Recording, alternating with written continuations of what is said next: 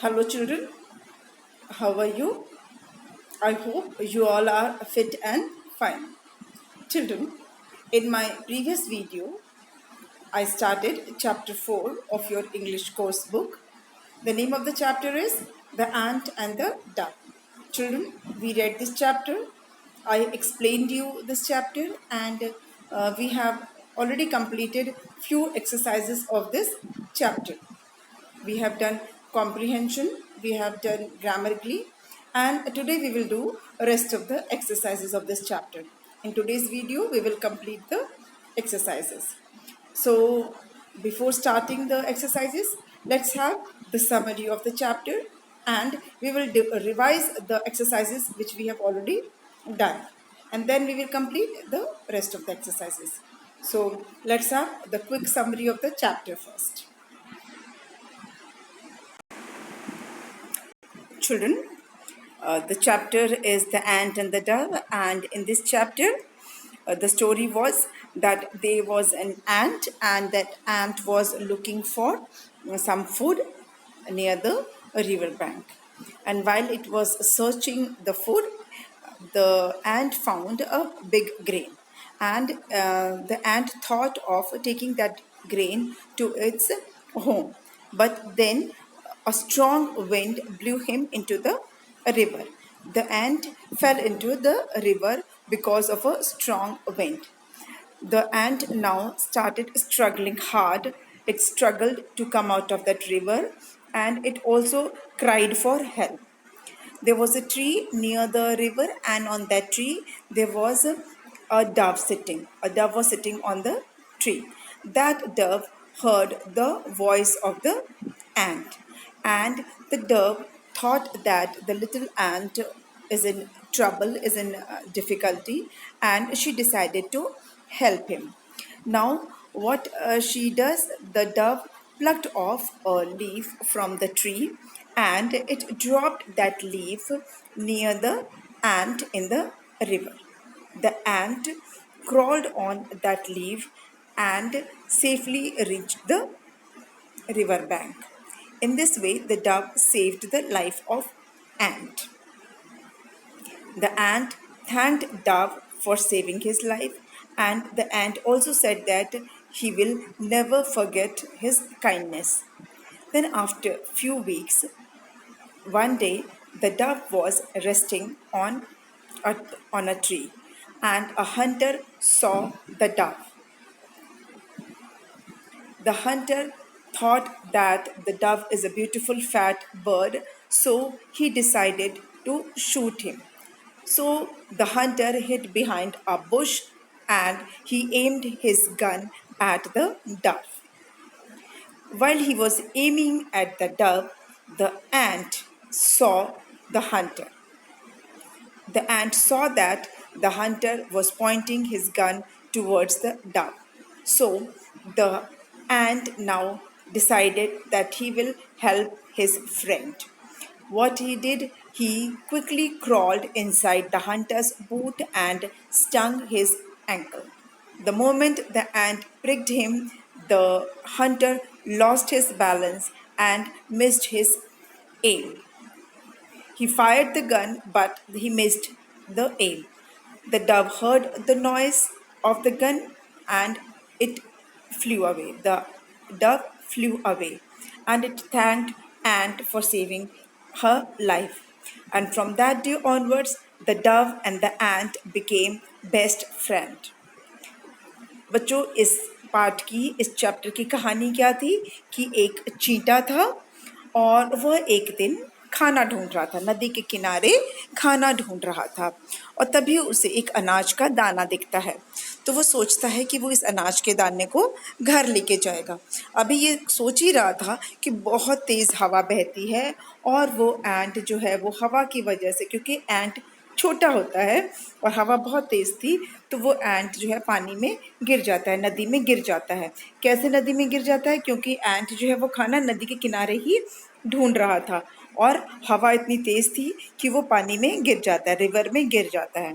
जैसे ही वो रिवर में गिरता है, वो अपने आप को बचाने के लिए बहुत हाथ पांव मारता है, बहुत कोशिश करता है, और साथ में चिल्लाता भी है हेल्प के लिए। तो वही नदी के किनारे एक पेड़ था और उस पेड़ पर एक कबूतर, सफ़ेद कबूतर बैठी थी। वो सफ़ेद कबूतर जो है चींटे की आवाज़ सुन लेती है और वो देखती है कि चींटा कितनी परेशानी में है, कैसी मुसीबत में है, तो वह उसकी मदद करने का सोचती है। वह पेड़ से एक पत्ता तोड़ लेती है और उस पत्ते को वो नदी में चींटे के सामने गिरा देती है। जहाँ चींटा गिरा होता है, जहाँ की पानी नदी में जहाँ चींटा होता है उसी के सामने पत्ता गिरा देती है। चींटा जो है उस पत्ते पे चढ़ जाता है जल्दी से और फिर वो पत्ता तैरते तैरते जब किनारे लग जाता है तो चींटा उसमें से कूद कर बाहर आ जाता है ज़मीन पर और इस तरह चींटे की जान बच जाती है। बाहर आने के बाद चींटा डव को थैंक यू बोलता है, धन्यवाद करता है और कहता है कि वो कभी भी इस बात को नहीं भूलेगा कि किस तरह से सफ़ेद कबूतर ने डव ने उसकी जान बचाई। फिर कुछ हफ्ते बीत जाते हैं और एक दिन ये जो सफ़ेद कबूतर है वो एक पेड़ पर आराम कर रही होती है, रेस्ट कर रही होती है, तो उसे एक शिकारी देख लेता है, एक हंटर देखता है और हंटर को वो डव बहुत पसंद आती है, तो वो सोचता है कि इसको कैसे मैं गोली मार के ले लूँ। तो वो एक बार झाड़ी के पीछे छिप जाता है और झाड़ी के पीछे से उस कबूतर का निशाना लगाता है, अपना गन से उसकी तरफ निशाना लगाता है। उसको ऐसा करते हुए चींटा देख लेता है। चींटा देखता है कि किस तरह शिकारी ने डव के ऊपर निशाना साधा है, तो वो भी उसे याद आता है कि किस तरह डव ने उसकी जान बचाई थी। इसलिए वह भी अपने मित्र की मदद करना चाहता है और वह जल्दी से जाता है और हंटर के बूट में घुस के उसके पैरों में काट लेता है, डंक मार देता है। जैसे ही चींटा काटता है हंटर का बैलेंस बिगड़ जाता है, वो डगमगा जाता है और उसका निशाना चूक जाता है और गोली हवा में ऐसे चल जाती है। गोली की आवाज़ सुनकर, गन से जो फायर होता है उसकी आवाज़ सुनकर डव वहाँ से उड़ जाती है, उसकी जान बच जाती है। वो मन ही मन भगवान को और चींटे को धन्यवाद देती है कि उनकी वजह से जान बच गई। और फिर उस दिन के बाद से वो डव और वो एंट बेस्ट फ्रेंड, सच्चे मित्र बन जाते हैं। So this was the story of this chapter. Children, we had done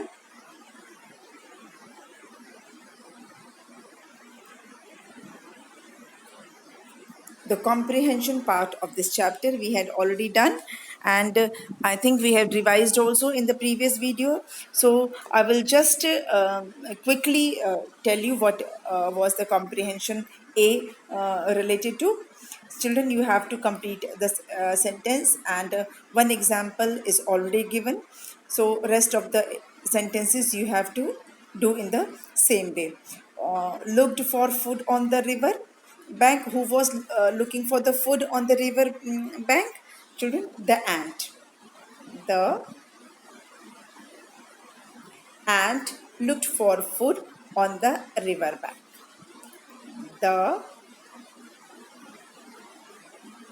dove plucked off a leaf. The hunter wanted to shoot the dove. Then we have matching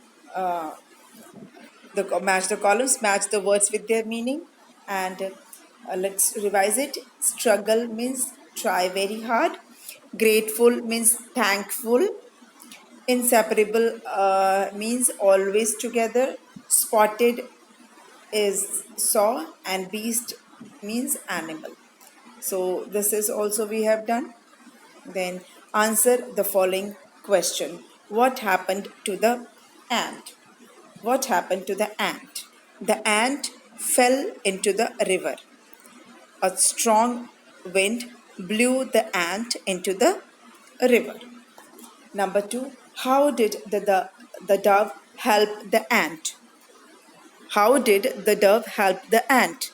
The dove quickly plucked off a leaf and dropped it into the river near the ant. The ant crawled onto the leaf and it reached the riverbank safely. Number three, what did the ant do when he saw the hunter take aim? What did the ant do when he saw the hunter take aim?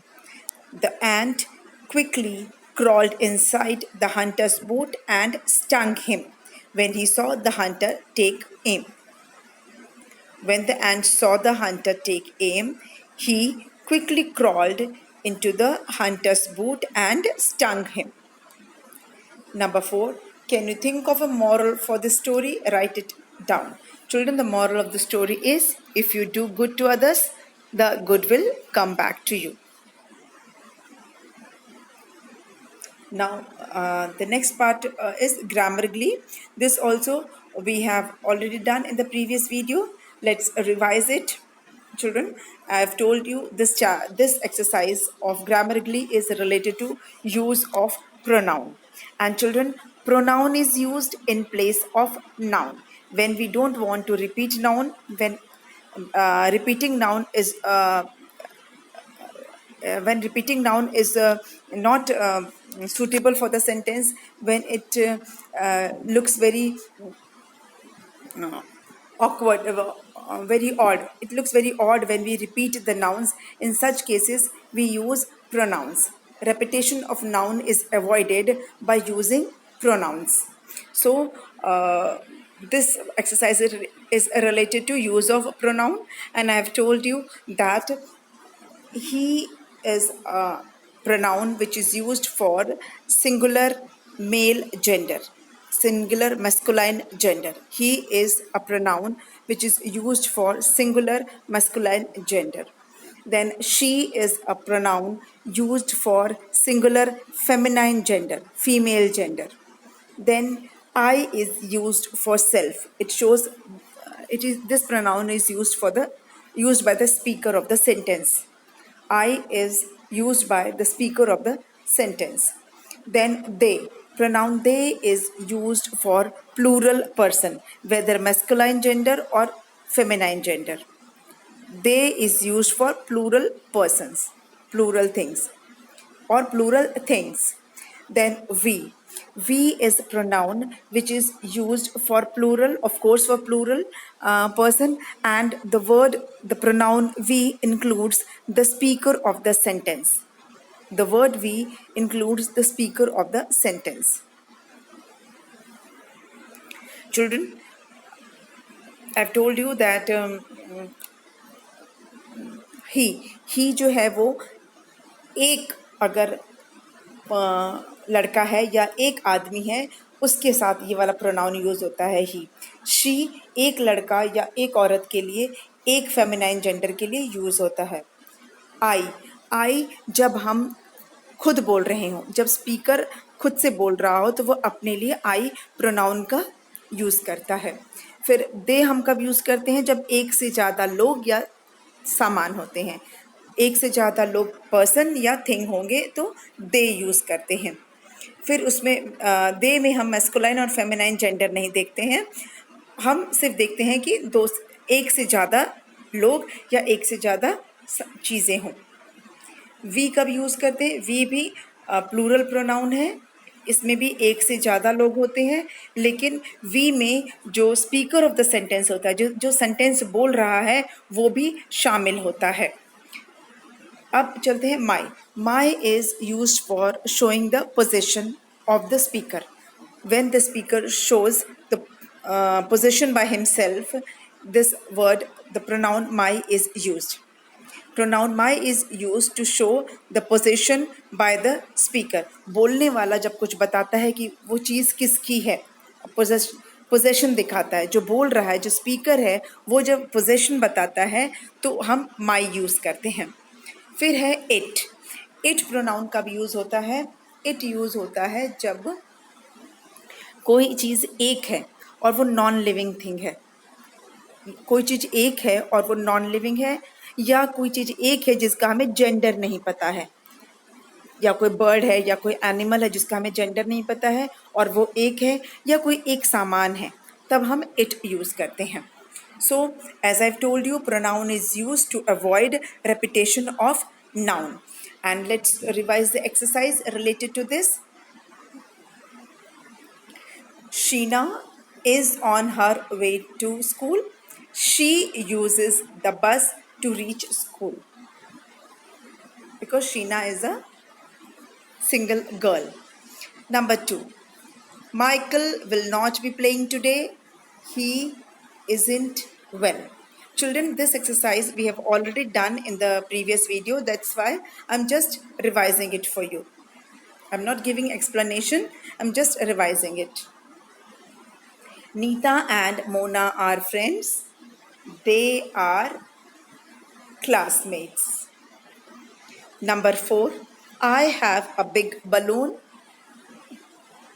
It is red in color.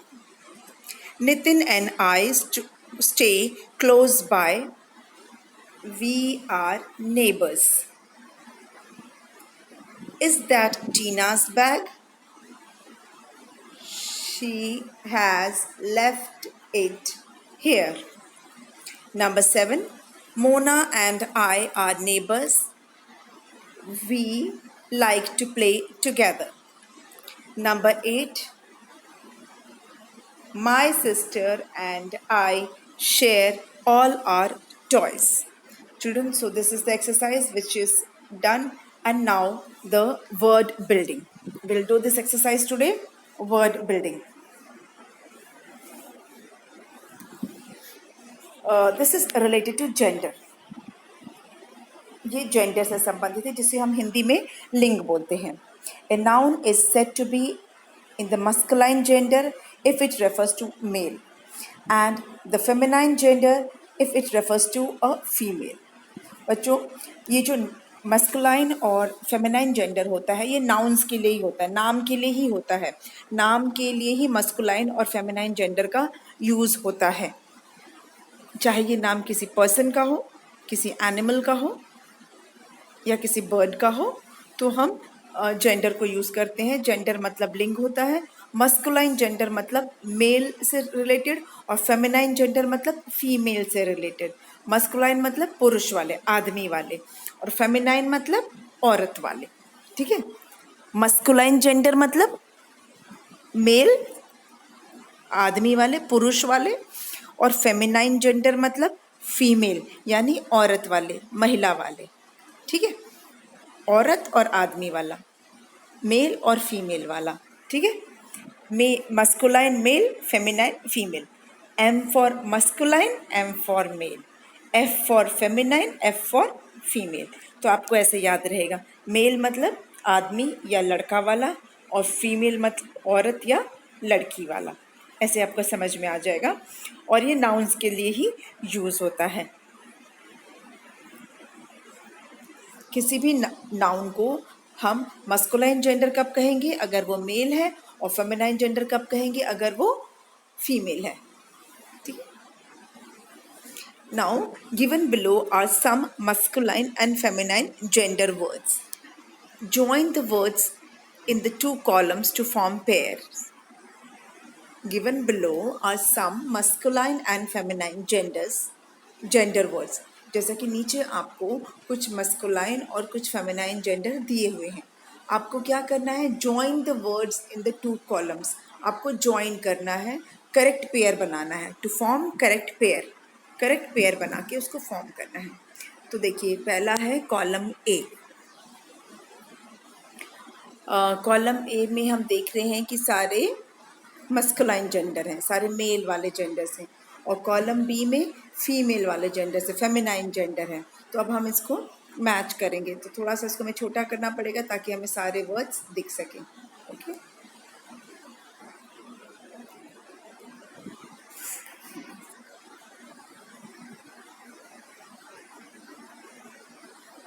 इसको मैं थोड़ा छोटा कर दूँ. Okay. पहला है boy. तो boy का क्या है? बॉय का ऑपोजिट जेंडर होता है गर्ल. बॉय का ऑपोजिट जेंडर गर्ल. लड़का लड़की, लड़का लड़की. Okay. Then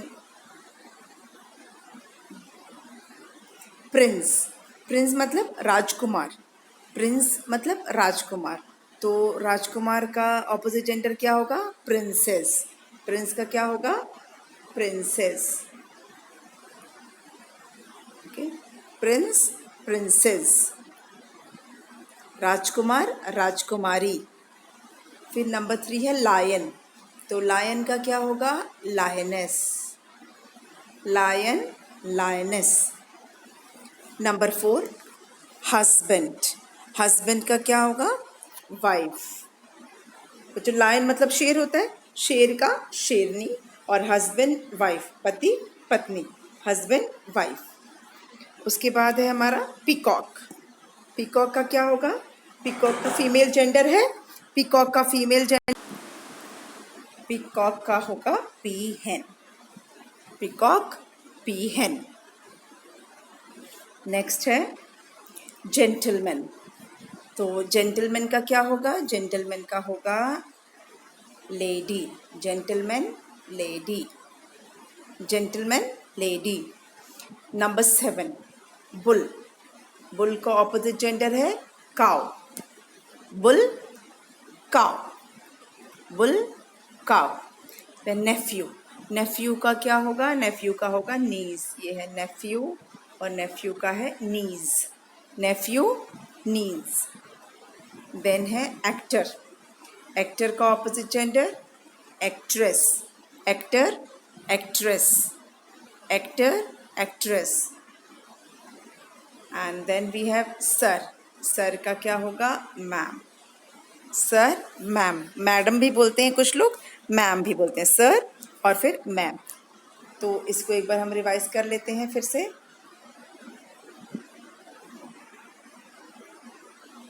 boy, girl, Prince, Prince, princess, wait, wait a minute.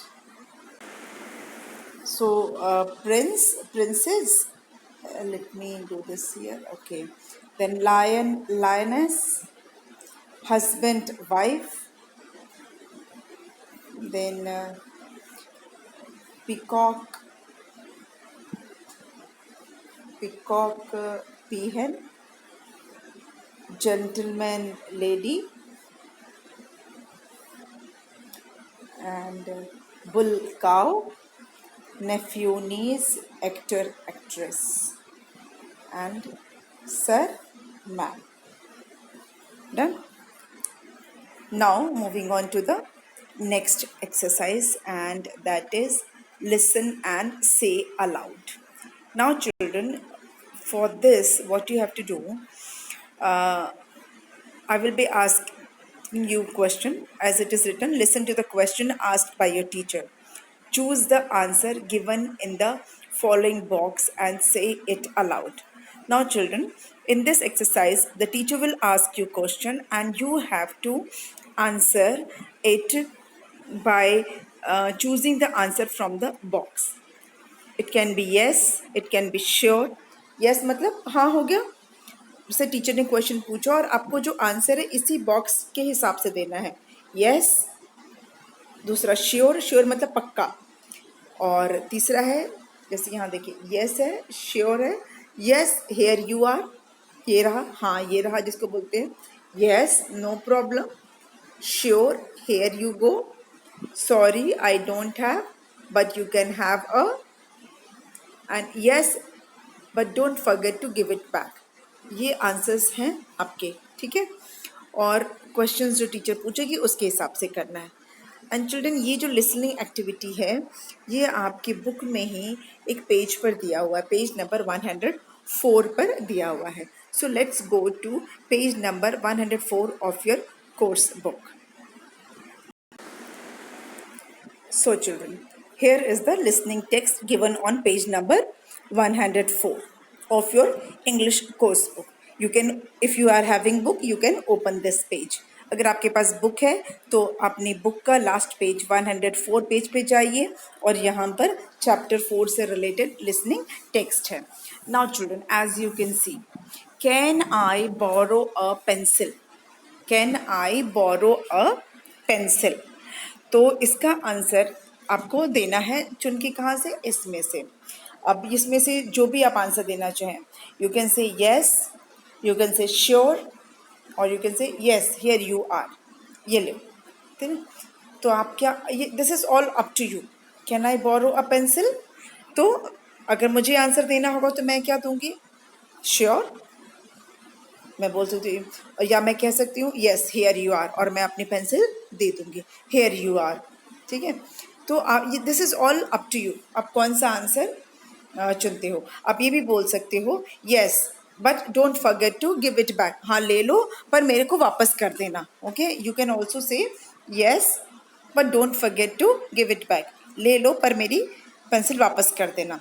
या आप ये भी बोल सकते हो यस नो प्रॉब्लम, हाँ हाँ ले लो कोई बात नहीं, हाँ हाँ ले लो कोई बात नहीं। ठीक है, आप ऐसे भी बोल सकते हो।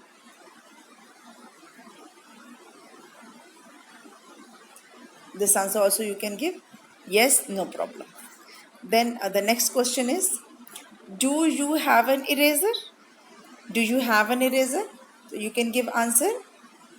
See the question number 2, if it is you think it is okay.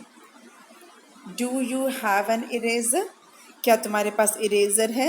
तो इसका आंसर आप क्या दोगे? You can say yes, you can से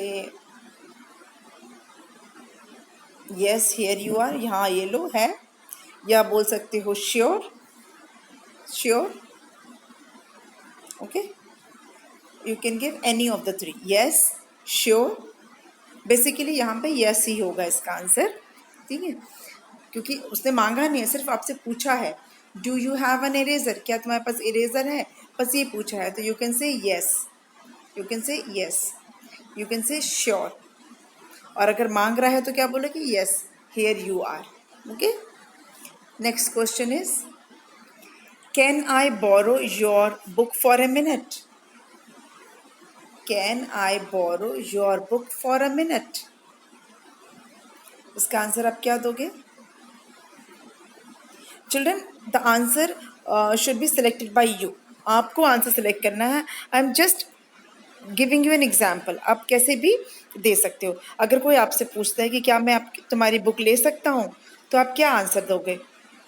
आप यस बोल सकते हो, आप श्योर बोल सकते हो, आप तुरंत उसके हाथ में दे सकते हो यस हियर यू आर, आप बोल सकते हो कि हाँ कोई बात नहीं ले लो। ठीक है, श्योर हियर यू गो वो भी बोल सकते हो। और आपके पास अगर नहीं है बुक तो आप क्या बोलोगे? Sorry I don't have book, मेरे पास बुक नहीं, आई don't have one but you can have अ। अगर तुम्हारे पास नहीं है तो आप बोल दो कि मेरे पास बुक नहीं है पर हाँ कॉपी लेनी है तो ले लो, I don't have book but you can have a copy, ऐसा बोल सकते हो। या आप बोल सकते हो कि yes but don't forget to give it back, ले लो पर मेरे को वापस कर देना।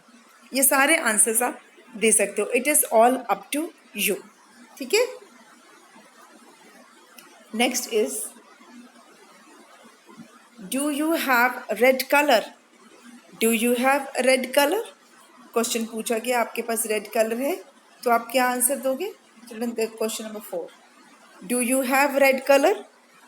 Your answer will be can be, your answer can be yes, your answer can be, अगर वो आपसे मांग रहा है तो बोलोगे श्योर आई, या यूं ही कैसे yes sure I have red pen red colour. और अगर वो आपसे मांग भी रहे साथ में तो आप बोलोगे यस हियर यू आर। और आपके पास अगर नहीं है तो आप क्या, और वो आपसे मांग रहा है पर आपके पास नहीं है तो आप क्या बोलोगे? Sorry I don't have red colour but you can have green or pink or blue, any other color you can say. Children, this listening activity is for your language practice. Okay, so what answer you will choose, uh, you have to decide. Okay, next question is, can I borrow your scissors? क्या मैं तुम्हारी कैंची ले सकता हूँ? Can I borrow your scissors? Your answer will be maybe, could be, आप जो भी देना चाहो। आप डायरेक्टली yes बोल सकते हो, yes, you can say sure पक्का ले लो, तुम आप उसे पकड़ा भी सकते हो हाथ में और बोल सकते हो yes हियर यू आर, आप बोल सकते हो बिल्कुल ले लो कोई बात नहीं, yes नो प्रॉब्लम। ठीक है, और श्योर बोल के भी दे सकते हो। अगर आपके पास नहीं है तो आप सॉरी बोल सकते हो, आई डोंट हैव सीजर्स, है ना, but you can have a cutter or anything else you can say. Or you can say, yes, but don't forget to give it back. ले लो पर मेरे को वापस कर देना. ठीक है. Next question is, do you have a pair of pencil that I can borrow? Do you have a spare pencil? Sorry. Do you have a spare pencil that I can borrow? क्या आपके पास extra pencil है जो मैं ले सकता हूँ? Spare मतलब extra. तो क्या बोल सकते हो? इसमें भी आप यस बोल सकते हो. यस, हियर यू आर दे सकते हो. ठीक है.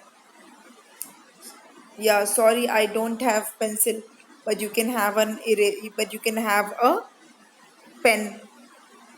Yeah, yes, but don't forget to give it back. Children, what should be the correct answer will be decided by you. क्या सही आंसर आपको देना है, कौन सा आंसर आपको देना है, वो आप को चुनना है इसमें से. ठीक है. I think this is exercise is clear to you, that answer of the questions will be decided by you. What answer you want to give, you will decide. Okay? अगर आपके पास कोई चीज़ है आप तुरंत देना चाहते हो या आपके पास नहीं है तो आप क्या आंसर दोगे, या आप ये बोलना चाहते हो कि ले लो पर वापस कर देना, all that will be decided by you. So you will decide it. And now moving on to the next exercise. Children, next exercise is talk time. And this is related to the speaking part of the language. आपको English बोलने की जो practice होती है वो है इसमें, और ये हर चैप्टर में दिया गया है. This talk time exercise is given at the end of all the chapters. And children, we will be doing this when the school reopens. इसमें आप जो एनैक्ट करते हैं, कुछ सीन दिए जाते हैं जिसको कि आप एनैक्ट करते हैं अपने क्लास के बच्चों के साथ, क्लासमेट्स के साथ आपको एनैक्ट करना होता है. So this exercise is for improving your speaking skill. So this exercise will do in the class when the school reopens. And moving on to the next exercise, that is writing skill. Complete the poem with the help of correct pairs of rhyming words given in the box below. Children, there's a small poem given here about cat. I love my cat. The name of the poem is I love my cat. And rhyming words are given below. You have to choose the correct rhyming words and you have to complete this poem. ये कुछ rhyming word आपको नीचे box में दिए गए हैं, इन्हीं में से आपको चुनना है और आपको ये कविता पूरी करनी है. ठीक है. तो हम चलते हैं, इस कविता को पूरा करते हैं, इस पोएम को पूरा करते हैं. Name of the poem is I love my cat. So first sentence, she has soft and a lovely dash. She has soft dash and a lovely dash. So we'll say she has soft fur and a lovely purr. Children, fur is the hair on the body of the cat. जो बिल्ली के शरीर पे जो रोए होते हैं उसको बोलते हैं fur. तो she has soft fur and a lovely purr. पर किसको बोलते हैं? बिल्ली जो साउंड करते, बिल्ली की जो आवाज़ है. And a lovely purr. Then her eyes are blank. She can see at blank. दो आपके यहाँ पर ये वाले हैं, इसमें हमको भरना है. Her eyes are and she can see at. We'll say her eyes are bright. She can see at night. Her eyes are bright. She can see at night. Next, she can climb any blank much faster than blank. So answer will say, so the answer is she can climb any tree much faster than me. She can climb any tree much faster than me. Now let's complete it. I love my cat. She has soft fur and a lovely purr. Her eyes are bright. She can see at night.